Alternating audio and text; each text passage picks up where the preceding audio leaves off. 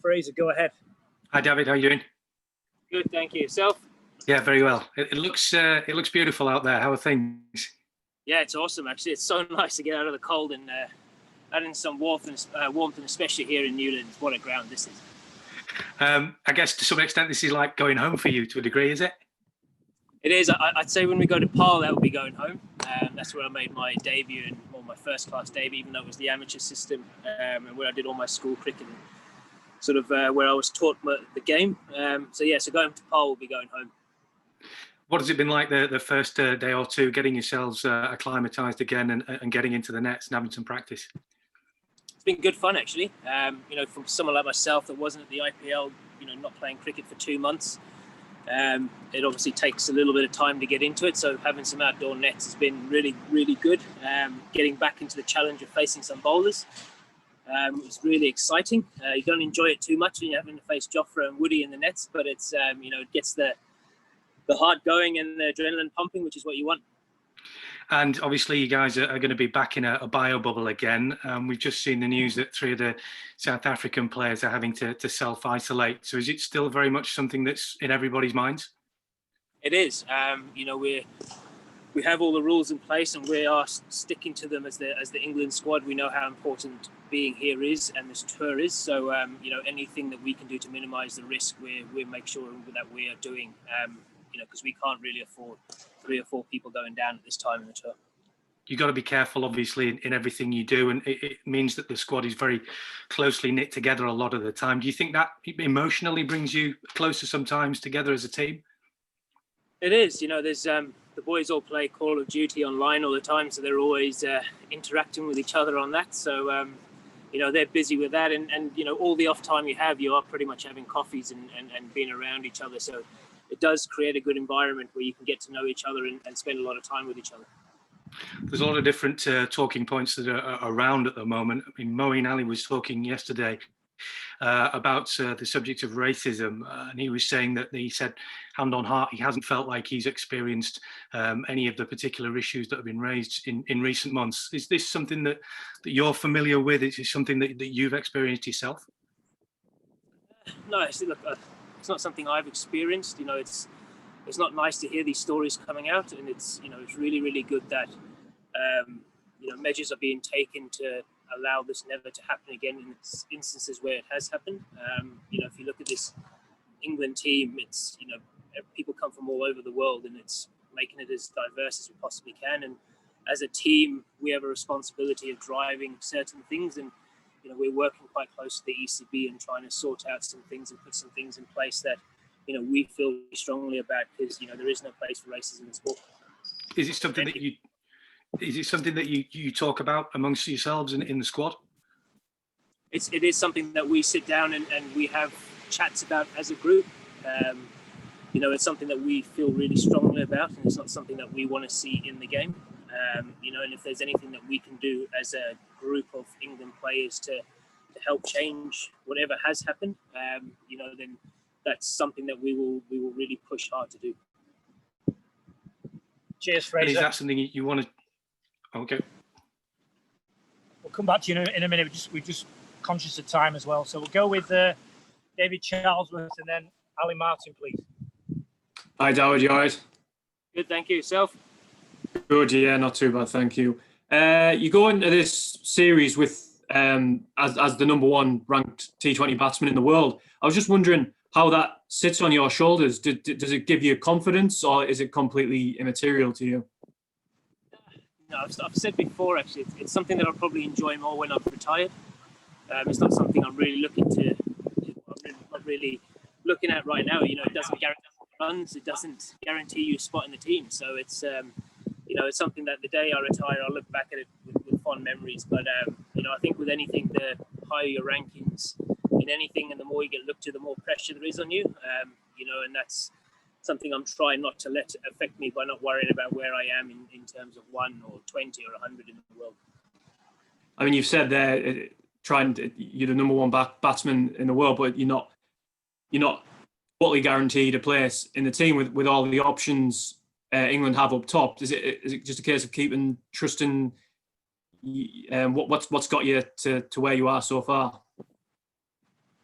Yeah, it is. Look, I can only do what I can do. I can control selection and things like that. So, all I can do is put in the work in the nets, and if I get the opportunity to play, keep scoring as many runs as I can to put pressure on the guys that have the spots. Every opportunity is gold when you're trying to break into this team.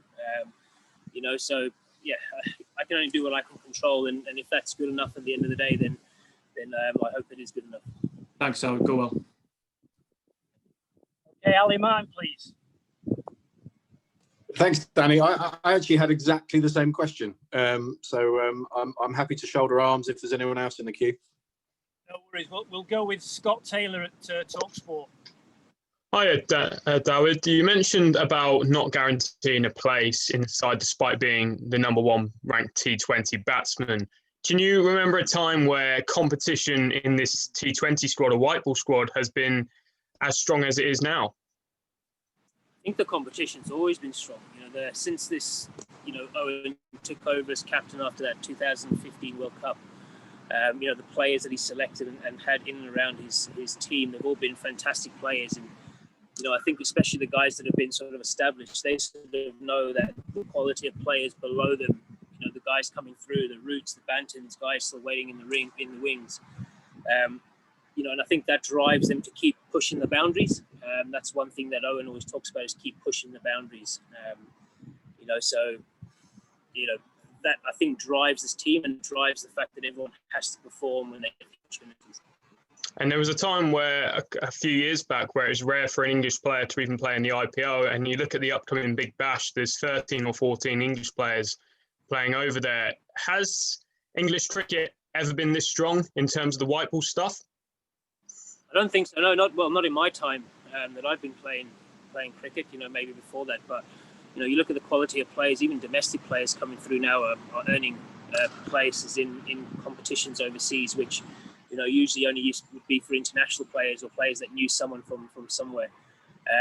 So it's a great sign for English cricket that we're producing these players. It's a great sign that we can all play in these tournaments, because that's as close as it comes to international cricket, and that's your learning ground. To be able to play in front of 20, 30, 40,000 players and overseas, that pressure you can't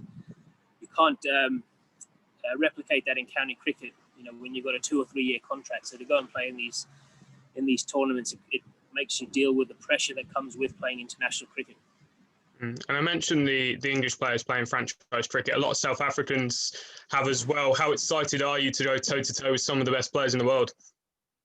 Yeah, it's fantastic. Playing against South Africa are always a fantastic team, no matter what the format.